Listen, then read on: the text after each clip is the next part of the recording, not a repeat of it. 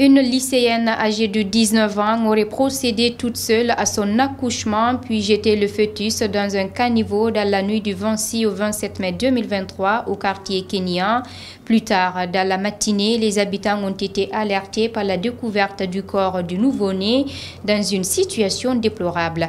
Maïmouna Kanom Kamara, Mohamed Lamine Fox.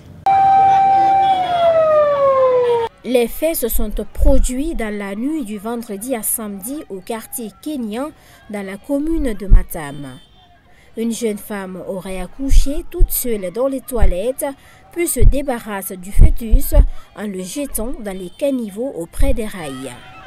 Le corps sans vie du nouveau-né a été découvert ce samedi matin dans des conditions déplorables. Le témoin raconte la scène. Hier nuit, vers les 23 h, je suis rentré dans un tricycle, ce qu'on appelle Bombona. Je suis rentré de là-bas, au fait, j'étais connecté. Mais tout à coup, j'ai entendu un son. La fille criait. Dès qu'elle a crié, ça m'a prêté attention, quoi. J'ai regardé de l'autre côté. Maintenant, au moment que je regardais, je l'ai vu en train de faire un truc. Mais comme elle était déshabillée, je ne voulais pas la déranger, quoi. Je l'ai laissée comme ça dans son coin. Maintenant, à un moment donné, elle a appelé sa soeur. Soit disant que la fille n'a qu'à envoyer une paire de ciseaux, plus un seau d'eau. Maintenant, celle-là, elle a envoyé ça. Maintenant, ils ont fait le truc. Maintenant, vers les 3 h, au moment qu'on rentrait, j'ai dit, attends, je vais voir regarder là-bas s'il y a quelque chose qui s'est passé. Maintenant, je suis parti là-bas. J'ai vu le bébé dans le caniveau. J'ai demandé, qui a fait ça? Maintenant, nous sommes rentrés dans leur concession. J'ai appelé mon frère. Nous sommes allés là-bas. On a arrivé le propriétaire de concession, quoi. On les a demandé, qui a fait cela? Maintenant, sa maman était là-bas avec sa soeur aussi, avec la fille en question. Mais nous, on ne savait pas réellement si c'était elle. Maintenant, au moment qu'on expliquait, on les demandait, elle a dit, attends, je vais aller chercher ma chaussure. Maintenant, c'est en ce moment qu'elle a pris la fuite. Makamara, une lycéenne de 19 ans, qui aurait agi en complicité avec sa sœur, serait la mère de ce nouveau-né. Indigné face à cette situation, le responsable de la police technique et scientifique qualifie l'acte de criminel. Sa maman nous raconte que la fille, elle n'habite pas ici, elle habite en ville, à Coronti. Donc elle fait la navette entre ici et à Coronti. Elle dit qu'elle est élève, elle fait le lycée. Donc dans nos enquêtes, on a constaté dans son sac, il n'y a qu'une chemise de tenue blanche, un cahier vierge, et on a retrouvé les produits, les spasmodiaques qui calment la douleur.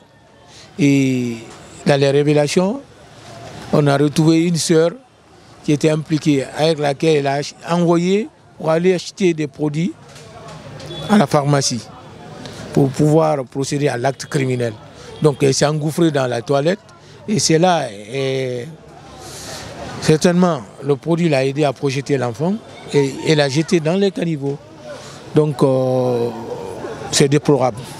Une certaine Ma Kamara, âgée de 19 ans, qui fréquentait le lycée, vrai ou faux, et il trompait sa famille. Et je ne sais pas comment l'acte peut se passer sans que la famille ne soit au courant qu'elle est en grossesse. Pour l'heure, la sœur incriminée dans cette affaire a été interpellée par les autorités compétentes et conduite au commissariat central de Bellevue en attendant l'ouverture d'une enquête. Tout à l'heure, sa sœur est interpellée et nous avons appelé le responsable de l'OPROGEM, à l'occurrence la commissaire divisionnaire de police, Marie Gomez, qui a envoyé ses agents postés au commissariat central de Bellevue et pour procéder aux constatations ensemble. Et il a eu à interpeller la maman et la fille. Ils sont au commissariat central en attendant l'arrivée de son père. Parce que le procureur demande à ce que l'enquête soit menée jusqu'au bout. Maintenant, là, sur la demande de l'autorité judiciaire, nous allons envoyer la dépouille mortelle à la morgue du CHU Ignace Dine pour procéder à la macération si il est né à terme ou si comment il a été étouffé pour déterminer réellement les causes du décès. Selon le colonel Mohamed Ndiaye, les premiers constats ne révèlent aucune trace de violence sur le corps du nouveau-né. Par contre, tout porte à croire que c'est une grossesse non désirée. Et voilà, chers tous, c'est cet élément qui met fin à ce JT20. À tous, merci de l'avoir suivi. C'est toujours un réel plaisir pour moi de vous tenir informés. Restez connectés, les informations continuent sur nos différentes plateformes de communication digitale, Facebook, Instagram, Twitter, YouTube, LinkedIn. Bonsoir.